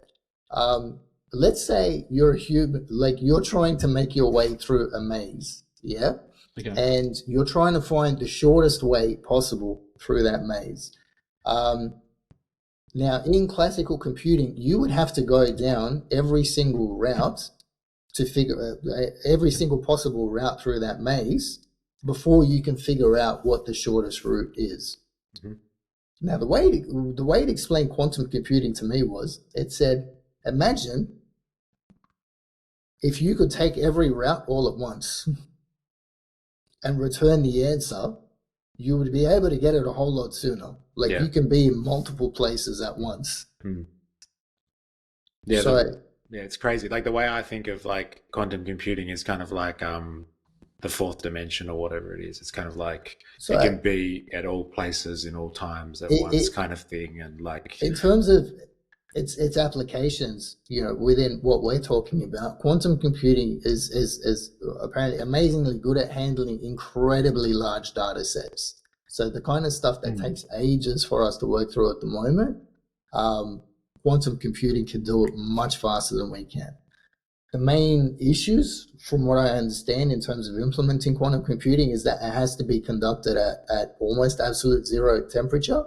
So you need these massive, like, supercooling stations to keep the computer stable enough. So and the reason for that is quantum coherence, because once you introduce a tiny bit of noise into the environment, which can take the form of heat, the calculations start to become unstable, basically. So you start to get error rates that take ages to work through. So it's not entirely practical or feasible to deploy quantum computing on a large scale. Now, there's quantum cloud computing, which you can kind of access. I haven't looked into it too much. I heard it's not where it needs to be in terms of reliability. That's why we haven't made more of a deal about it than we have. But apparently they are already using it in terms of training neural networks, in terms of like combining it with AI to get the most of it. I probably haven't looked into it as much as I should have. I don't hear enough people talking about it. But yes, like for the potential that it could hold, it sounds like there's still some major roadblocks before people start to take it seriously in terms of its potential to transform AI and transform computing in general. So like this quantum coherence issue sounds like a massive roadblock before we can actually get to more practical, easily accessible quantum computing that can do stuff that we can't even think of right now. So if you were to feed all of your data from an entire country into a quantum computer, like that sounds, it would be a bit more able to handle it than the supercomputer clusters that we've got people working on at the moment that NVIDIA is supplying GPUs for. So it's not, that's the stuff that's really energy draining. I don't know how much sort of energy, how much energy it takes to run quantum computers, and like comparisons against these super GPU clusters that we're building at the moment. But I see promise in it. So hopefully. So I went on a mad ramble with that. No, it's mental to think about this stuff, because I have had a conversation with someone about this in the past, and it's like, the convergence of AI, even the general AI with quantum computing is like kind of the territory where it's like Skynet's got nothing on this kind of stuff. Like, if it can think and have quantum computing power behind it, it'd be like, it'll be the next evolutionary form within the universe. It'll take on a life of its own. It'll leave us in the dust, kind of thing. But hopefully it takes us along for the ride and remembers who it's created as well, like kind of thing. Hey, remember me? We gave you life. So don't forget us. So absolutely incredible, and like limitless kind of stuff there. And yes, if you can apply some quantum computing to like help out, an AI system run an entire global economic system, that kind of provides for people and liberates them from like the bondages of having to kind of meet their daily needs so they can kind of live an alternate lifestyle. I am so hopeful for that type of world. We did skip over this question, but what if it goes down? What if it goes down? Yeah, well, like we'll be living in the Stone Age pretty fast, man. Yeah. But like, what if all of the electrical substations and power stations all over the planet went down tomorrow? Like we would be living in the Stone Age, like pretty fast. Like once you let certain cat out of the bag kind of thing, or I don't know what the analogy the right analogy is for that one. Once you've like gone down a certain path, there's no going back. Like we are fully reliant on our advanced technologies today. Like I tried, like when I had a blackout like the other day, and I was like, I guess I can't really do anything else. My laptop's not charged, so I'll just have a cup of tea. And I walked over to the kettle. I was like, oh my God, I can't even have a cup of tea. Like, kind of thing. Like, and I just realized how feeble I was as a life form in that moment. Like, like, am I going to have a fire in the backyard now? And like I was going over the first podcast I did with you guys. I don't know if you remember this. I was talking about post-apocalyptic skill set. No, Do you guys remember that conversation as well? No. Like, I'm sitting here talking about capability development and stuff, and like, I want to learn quantum computing. Yeah. And it's like, but if the shit hits the fan, what can I actually do? What do I bring? Oh, yeah, I think I do remember that conversation. Yeah. Like, can I fix stuff? Can I grow food? Can I feed myself? Yeah, if The Walking Dead ever happens, we're all screwed. Especially for Arias, because he's an accountant, and nobody needs accountants in a post-apocalyptic world. I was a banker when I first came up with this. Like, I'm first on the chopping block. But like, I think honestly, though, like, and to bring it back to kind of the premise of this topic of the Think Tank podcast today, like, AI can only, in terms of like technology being able to liberate humans from like, doing, like we talked about last time, what I call unnecessary labor. Like, AI is exactly where we need to be going if we are truly going to be considering some type of life beyond the free market. Like, whether that's socialism, communism, whatever. Hopefully it's not this techno-feudalism that we hear people talking about, because like, this is the exact territory where AI and the technologies that we have at the moment get really scary and nefarious, because that is all about modifying behavior. And as an organizational psychologist, you might be able to tell me a lot more about like modifying people's behaviors and how they're like scary and dark that can get pretty quickly. But like, this is where the data goes at the moment, in the hands of people that are just seeking profit out of collecting data on, countless individuals across the planet, and not only trying to judge, okay, when do I put the Domino's ad in front of them on their Facebook feed, but how do I modify them to go and feel like having Domino's? So it's not just putting Domino's in front of them at the right time when it's dinner time, but getting them to actually want Domino's. And that's where the data collection is going at the moment in the techno-feudal world. They're modifying the consumer. It's not just responding to the consumer anymore.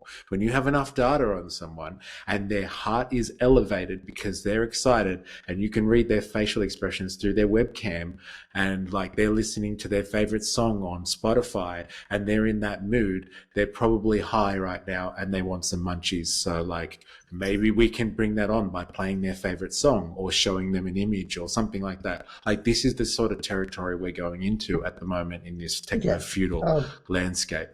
But this is an interesting direction to go in, because we've then got to ask the question, like, is there any type of behavioral change that might be acceptable, that might not be profit-driven?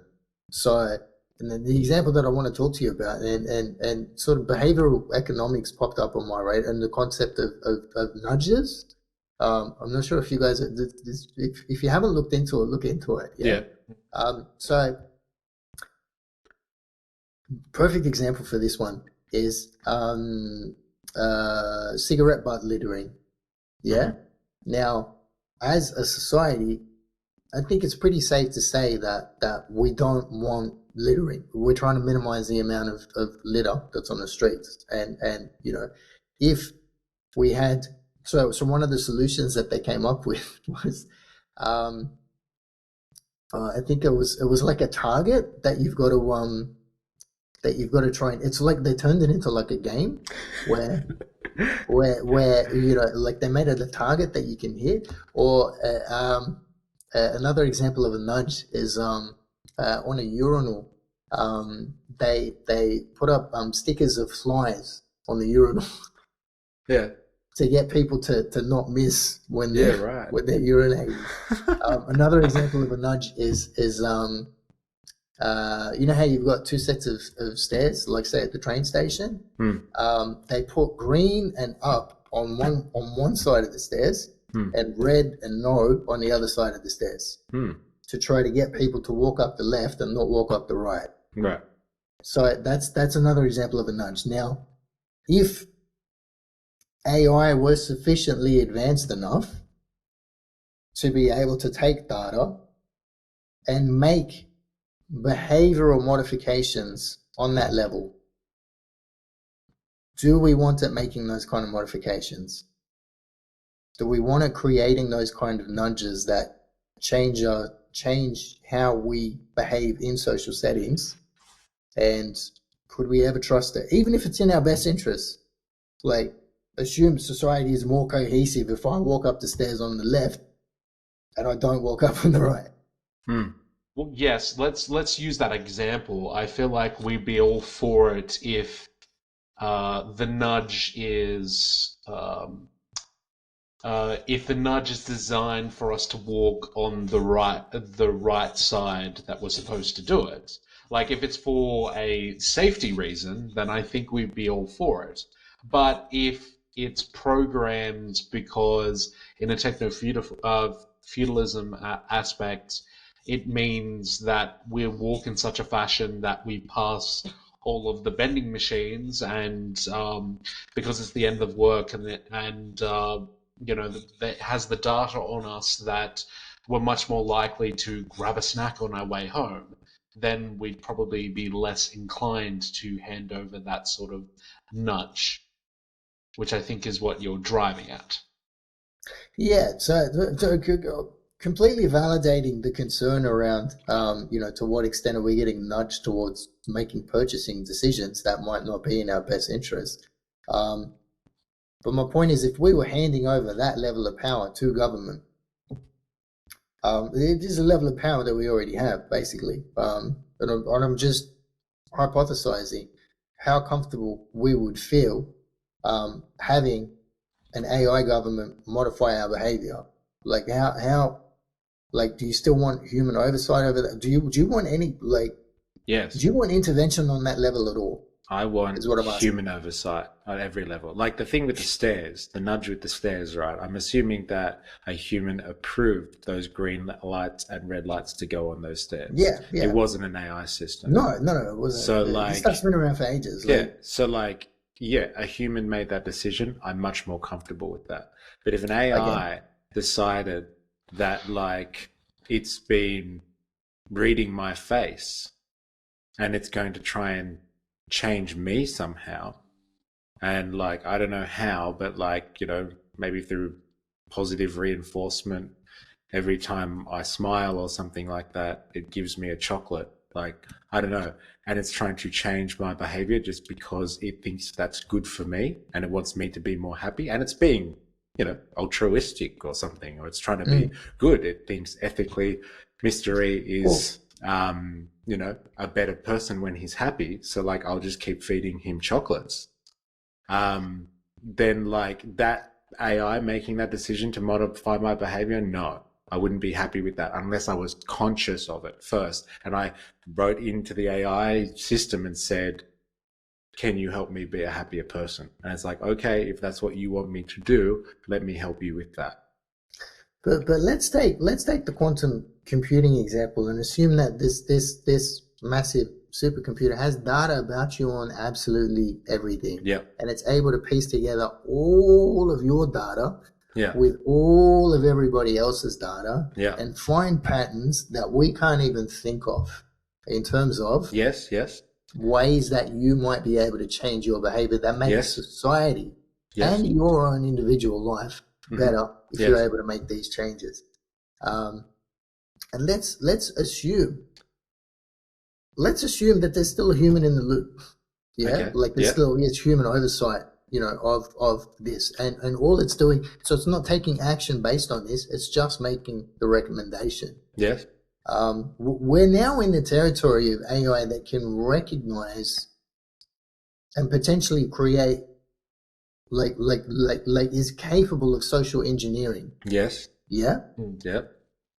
How comfortable are we with social engineering? If this is on an individual level, and No, on a I'm societal level. okay, if it was on an individual level and I was in the loop, then I would be happy to go along with that, because like Okay, I so would your main just thing is transparency, is it? Like you want to know, because I hang on, want to you're being know what's changed in this going way. on, and like this thing has found out some human pattern, and like from its analysis of many humans and now analyzing me personally, it wants to suggest a way and a methodology that it can put into practice that will make me a better person. Though, okay, fine, if I'm consciously aware that that is happening, or I sanction it, maybe I don't know what the process is because it needs to be unbeknownst to me, but as long as I sanction it, I'm comfortable with that. If we're talking about on a societal wide level though, that is much, much harder to answer, because like this is like, we've dropped the word totalitarian right at the start of this. I think it was you that mentioned that, Kareem. Okay. And like social engineering on that level, like developing an actual new culture, a new human, let's say, this is some scary totalitarian territory that you're walking into, unless there is complete democratic control. And I don't just mean democratic because like there's some party that makes decisions on behalf of the people. No, I mean full direct democracy, as in like everybody has voted on this one, and we are all comfortable as a society that this AI system of quantum computing power, which has the ability to make suggestions that will improve us as a society and almost as a species, is what we're talking about here. Mm-hmm. And it's going to start rolling this stuff out. As long as everybody votes and everyone's happy to do this, then I would be a lot more comfortable with it. But I'd still be very worried about that capability. Because once you do social engineering, like, I'm thinking 1984 kind of stuff here. Yeah. Like, once you lose culture and you eradicate culture, kind of thing, and you burn all the books and you rewrite all the history passages, like there's no going back from that one. Like that is some next level kind of stuff there. So like it'd have to be an absolute democratic decision making process there before we put that one into practice, in my opinion. So, well, I mean, how do you? I guess I'm yeah. No, I can feel myself floating into a totalitarian way of thinking. I'll just own it up front. Like a lot of this stuff, it's well, not a lot of this stuff. Like a lot of this stuff is stuff that people actually want to do, and I agree with you 100%. If it's been democratically decided on that, these are the ways in which we as a society want to improve ourselves and want assistance in modifying our own behaviors, then awesome. But what if the efficacy rate depends on you not knowing about? Yeah. Do you know what I mean? Yeah, that's why I said in that individual example, maybe it's better off if I don't know what it's doing to make efficient changes to me as a person. But I need to be involved in that decision-making process at the start and sanction it and say, okay, do whatever you have to do, AI, but I want to improve in this area. Well, let me ask you about this, though. Like, because I feel like the system that we've got at the moment is more around, less on we're going to make all the decisions together, but we need to decide on all the decisions, but more around, I trust this person to make the decision. Yep. So we're electing these leaders, and I don't need to know all of what they do, but for the most part, I'm kind of comfortable with them running the show. Yes. And now this person running the show now has access to this level of capability. How does that change our comfort level with social engineering? Well, can I just give you, answer your question kind of in an indirect way by saying that, let's just say we were living in this hypothetical society that we were speaking about before, where AI has kind of taken care of all of our economic needs, and we kind of have more time for other social and human things. And we are all more now, as a result of that, have more time to be politically active. I think that we would rely less on having representatives and choosing representatives from among us to make decisions for us, because like at the moment, hey, I've got a job to do. I don't have time to think about all of these things, so I elect you to make those decisions for me. Okay. So in a world where we're potentially more liberated, we might be more politically active.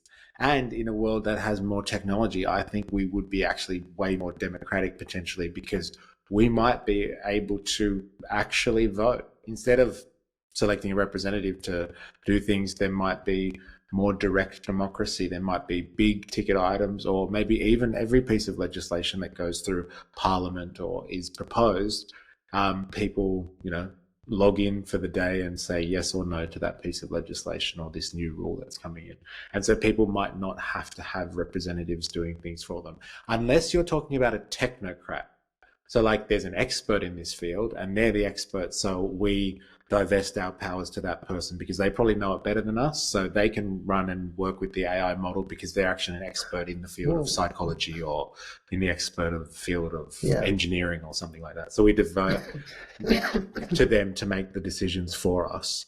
If that's the type of world you're talking about, with technocrats working with AI and trying to come up with the best decisions for us as a society, I might feel a little bit more comfortable with technocrats doing that.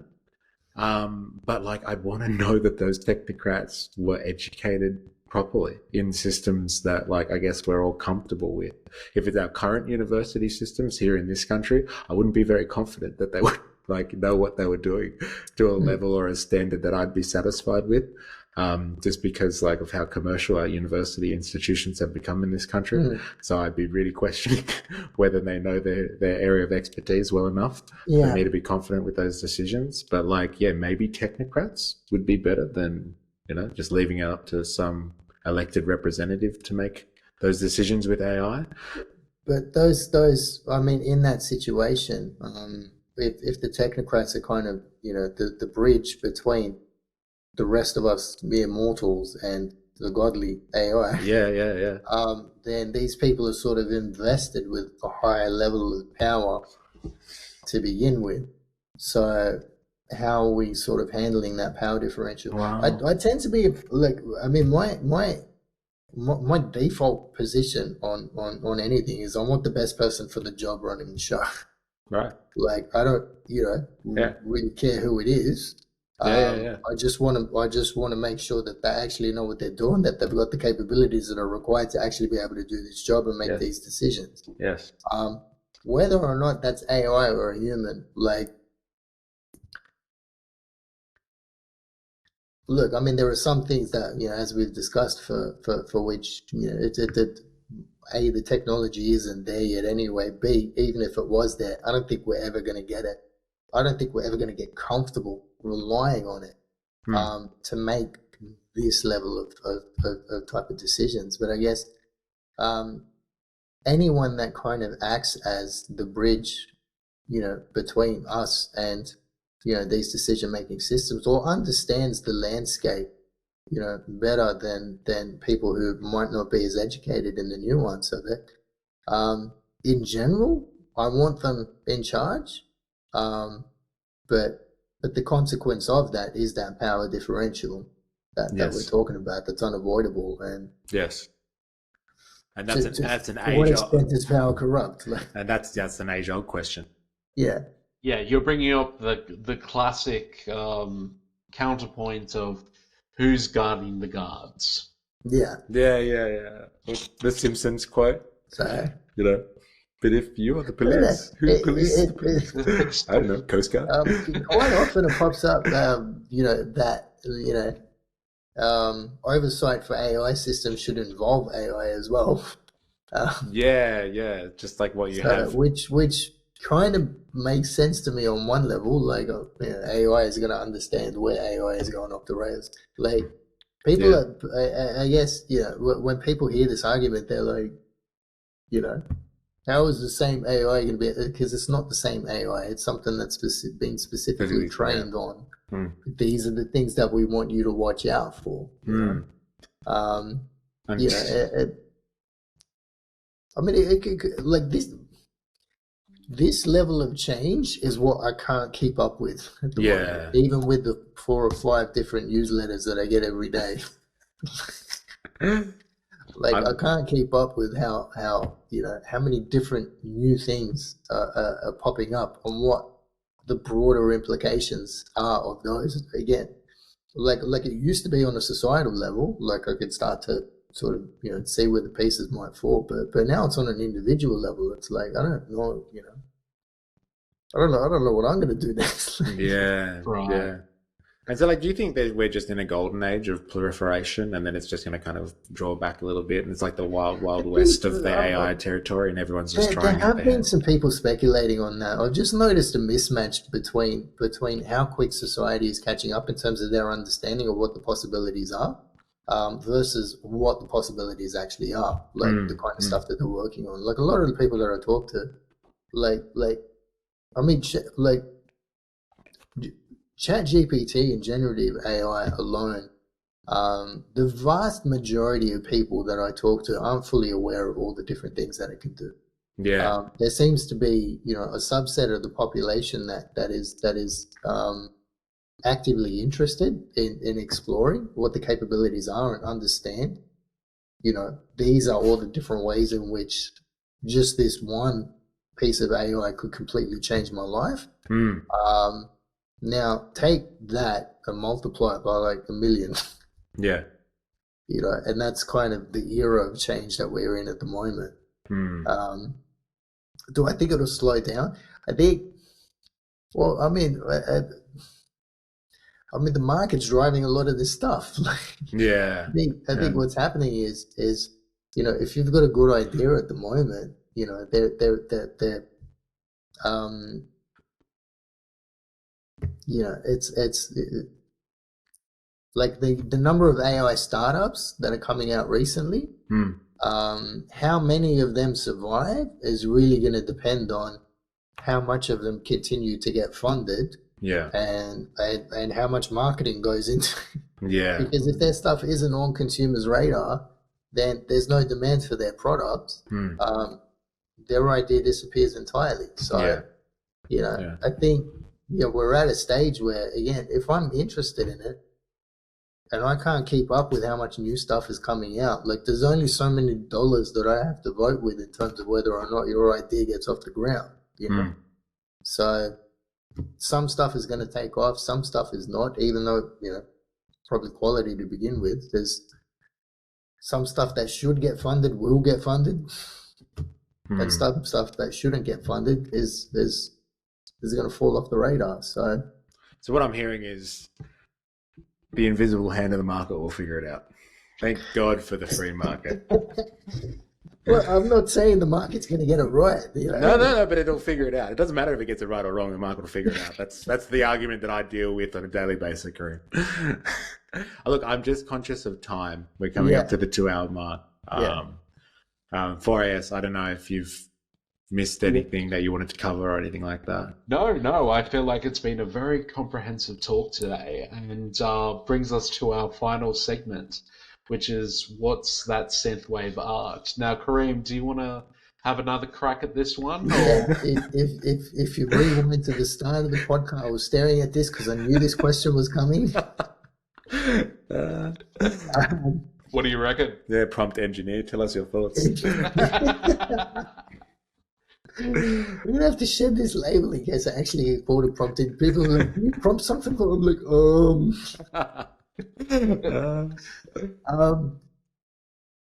look, it's got something to do with AI and government. I figured out that much. Okay. Did you just type in AI running a country? Nope. Okay. Not quite. I'd said AI and replicants looking at the code of a country and running society. Oh, replicants are involved. Yes. Okay. AI running AI. I think we just touched on that before, actually. Yeah. I went for the agents idea, but I needed something to prompt it to do the kind of like the agent's view sort of thing. So that's the reason why I went for a cyberpunk style and Yeah. brought in replicas. Nice. Right. But I do find it funny that the guy in the background is working on a computer, but he has a Yeah, face from to the wait for side. Yeah, himself. This is what it looks like when AI uses itself. It doesn't do it like a human does. We're gonna have No. we're gonna have to get over this, guys. We're looking at this like a human would. we might see some interesting decisions get made.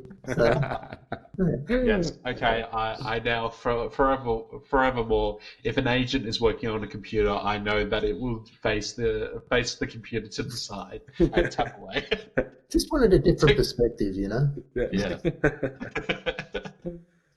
Okay, and thank you, Kareem, for joining us today. My And pleasure. remember, everyone, to keep thinking and keep learning. And to sign us off, we'll give it to you, MysterE. Thank you very much, 4AS. And Kareem, thank you again for joining us. It has been very enlightening once again. I hope the listeners have enjoyed this rabbit hole that we dove down Always love today. talking with you guys. Always a pleasure. So, Appreciate it. And to all of you out there, if you like this episode, you know what to do. Like, subscribe for more. And please remember, I am, you are, we are a MysterE.